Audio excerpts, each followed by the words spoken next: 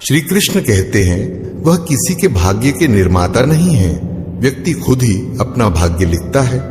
आप जैसा बोएंगे वैसा ही फसल काटेंगे, आप जैसा कर्म करेंगे वैसे ही परिणाम मिलेंगे। यदि विद्यार्थी मन लगाकर पढ़ाई करेंगे तो परीक्षा में सफल होंगे। इसीलिए हर व्यक्ति का भाग्य भी तभी बदलेगा जब वह अपना कर्म करेगा। जय श्री कृष्ण मित्रों, स्वागत है आपका हमारे चैनल शब्दपुंज में। आपसे विनती है चैनल को सब्सक्राइब कर लीजिए और वीडियो पसंद आए तो लाइक जरूर कीजिए, ज्यादा से ज्यादा शेयर कीजिए और कमेंट बॉक्स में जय श्री राधे कृष्ण लिखकर परमात्मा को अपना आभार व्यक्त कीजिए। श्री कृष्ण कहते हैं जो होता है अच्छे के लिए होता है। कभी कभी विपरीत परिस्थितियां हमारी वर्तमान स्थिति को अच्छा करने के लिए आती है।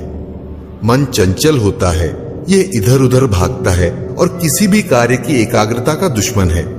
लेकिन यदि यह व्यक्ति के बस में हो जाए तो इससे अच्छा कोई मित्र नहीं।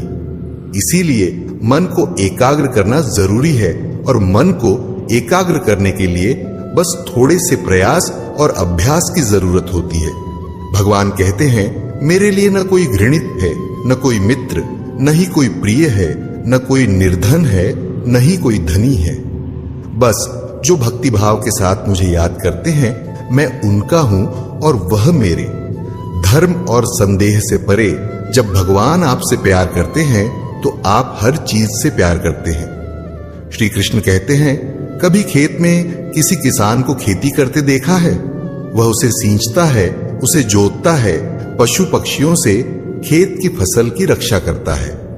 परंतु एक बात का वह सबसे विशेष ध्यान रखता है कि कहीं खेत में खरपतवार न उग जाए, क्योंकि एक खरपतवार खेत की सारी फसल को नष्ट कर सकती है। ठीक उसी प्रकार यदि वंश की कोई संतान खोटी निकल जाती है तो वह समूचे वंश का सर्वनाश कर देती है। इसीलिए संतान के लालन पालन में विशेष ध्यान देना आवश्यक होता है, क्योंकि संतान वह फसल होती है जो वंश के आने वाले समय को महान बना सकती है या फिर वंश का पतन कर सकती है। श्री कृष्ण कहते हैं व्यक्ति को सदैव बुराई से बचकर रहना चाहिए। अगर कोई बुरा कर्म करता है तो वह कर्म आपको अपने जीवन में ही भोगना पड़ता है।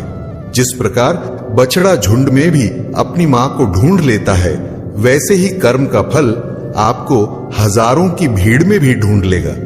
ईश्वर कण कण में निवास करते हैं। छोटे से छोटे जीव के हृदय में ईश्वर का वास होता है। उस जीव को कष्ट का अनुभव होना ईश्वर को कष्ट का अनुभव कराता है। अर्थात किसी जीव को कष्ट देकर आप अपने ईश्वर को खुश कैसे देख सकते हैं? जो श्री कृष्ण का दास हो जाता है वह अपने आराध्य से ऐसे दिन न दिखाने की कामना करता है जब उसमें गुरूर आ जाए तो वह कृष्ण का सेवक बनकर ही जीवन सफल बनाना चाहता है। जो व्यक्ति सदैव हंसता, खेलता, मुस्कुराता रहता हो, अगर वह अपने स्वभाव से भिन्न हो जाए अर्थात चुप, गुमसुम, उदास रहने लगे तो समझना उसके हृदय में एक दर्द है। उस दर्द ने उसे कमजोर बना दिया है। जिस व्यक्ति के पास संपूर्ण धन दौलत ऐश्वर्य वैभव सब है मगर संतुष्टि नहीं है, उस धन दौलत का कोई अर्थ नहीं है, क्योंकि वह व्यक्ति सदैव असंतुष्टि की स्थिति में रहता है। जिसके पास संतुष्टि है वह थोड़े में भी संतुष्ट रहता है। जब आप कोई बुरा कार्य करते हो या अच्छा कार्य करते हो आपको लगता है कोई देख नहीं रहा है, लेकिन आप ये क्यों भूल जाते हैं आप जो भी कुछ कर रहे हैं भगवान की दृष्टि सदैव आप पर बनी हुई है। इसीलिए आप यह न समझे कि आप अकेले हैं, भगवान आपके साथ होते हैं।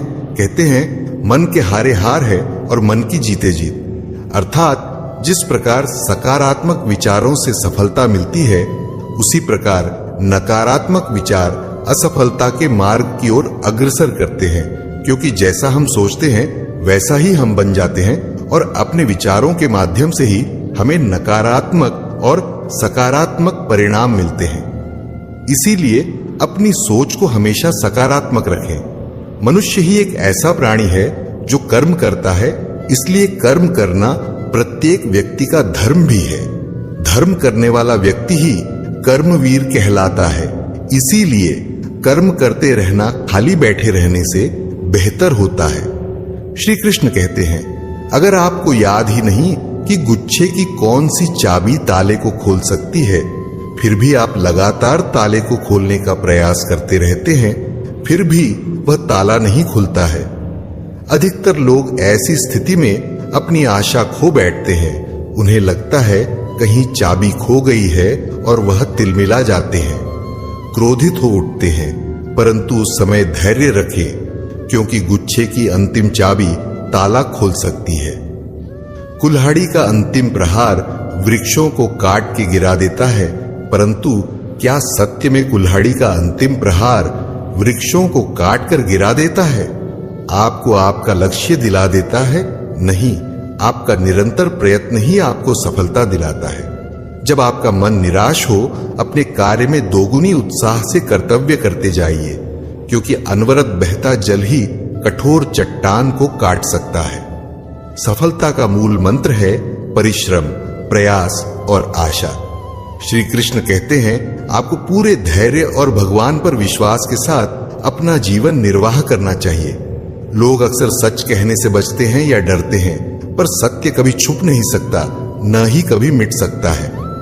हम कितना भी छुपा लें, एक दिन सच उजागर हो ही जाएगा। इसीलिए जो बात सच पर आधारित हो, उसे कहने या मानने से कभी नहीं डरना चाहिए। जब मनुष्य के पास धन, संपत्ति, मान सम्मान होता है तो दूसरों का आदर नहीं करता, परंतु वह एक बात भूल जाता है कि उससे भी अधिक शक्तिशाली कोई अस्तित्व में है, और वह है समय। समय अपना चक्र कब बदलेगा ये कोई नहीं जानता। समय अपनी करवट कब लेगा ये कोई नहीं जानता। कोयला भी समय के साथ हीरे में परिवर्तित हो जाता है। इसलिए जीवन में कभी भी किसी का उपहास नहीं करना चाहिए। श्री कृष्ण कहते हैं, निस्वार्थ कर्म को अपने जीवन में अपनाइए। जो विधाता की लेख में होता है उसी का फल हमें मिलता है। विधि के विधान को स्वयं ईश्वर भी नहीं टाल सकते। जिस व्यक्ति के पास आपके लिए मान, सम्मान और कदर ना हो, उनके साथ रहना व्यर्थ है। वह सदैव आपके लिए शत्रुता का भाव रखते हैं। ऐसे व्यक्तियों के साथ रहने से उत्तम है कि आप अकेले रहें। इस जीवन में अधिक सरल होना भी अनुचित है। जो सरल और सीधे स्वभाव का होता है, लोग उसका अनायास फायदा उठाते रहते हैं। अच्छी किस्मत के लोग थोड़ा भी बुरा होने पर भगवान को कोसते हैं, और बुरी किस्मत के लोग थोड़ा भी अच्छा होने पर भगवान का स्मरण और धन्यवाद करते हैं। प्रभु अपने भक्तों की सदैव परीक्षा लेते रहते हैं। इस परीक्षा में भक्तों को अनेक कष्टों का सामना करना पड़ता है। सामान्य लोग इसे अपना दुख मानकर पीछा छुड़ाते हैं।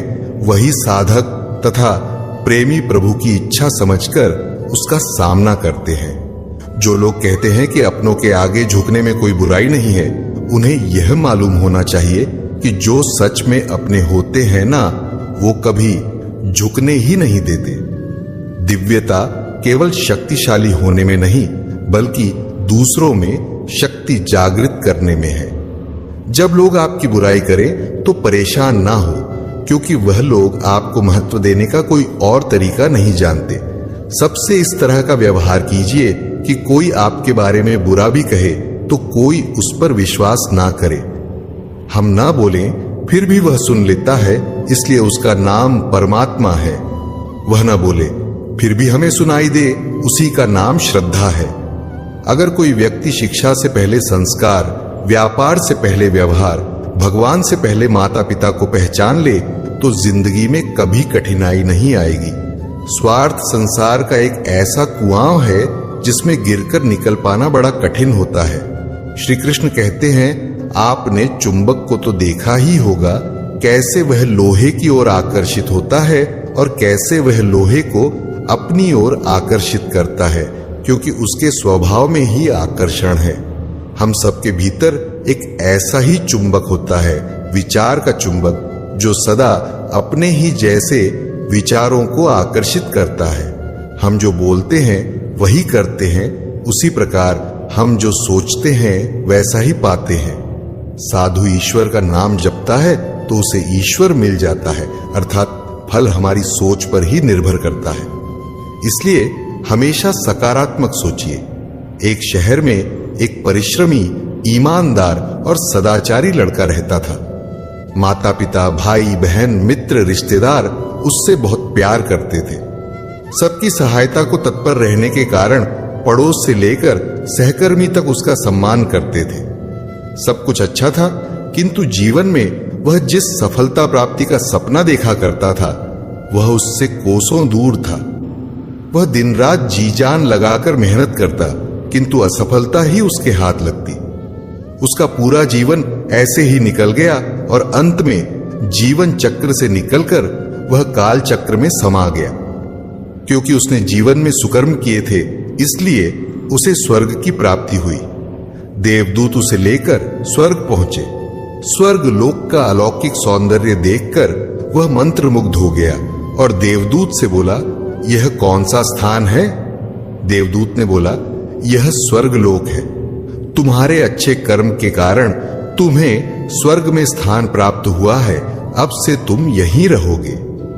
यह सुनकर लड़का खुश हो गया। देवदूत ने उसे वह घर दिखाया जहां उसके रहने की व्यवस्था की गई थी। वह एक आलीशान घर था। उसने अपने जीवन में ऐसा घर कभी नहीं देखा था। देवदूत उसे घर के भीतर ले गया और एक एक करके सारे कक्ष दिखाने लगा। सभी कक्ष बहुत सुंदर थे। अंत में वह उसे एक ऐसे कक्ष के पास लेकर गया जिसके सामने स्वप्न कक्ष लिखा हुआ था। जब वह उस कक्ष के अंदर पहुंचे तो लड़का यह देखकर दंग रह गया कि वहां बहुत सारी वस्तुओं के छोटे छोटे प्रतिरूप रखे हुए थे। ये वही वस्तुएं थीं जिन्हें पाने के लिए उसने आजीवन मेहनत की थी, किंतु हासिल नहीं कर पाया था। आलीशान घर, कार, उच्चाधिकारी का पद और ऐसी बहुत सी चीजें जो उसके सपनों में ही रह गई थी। वह सोचने लगा कि इन चीजों को पाने के सपने मैंने धरती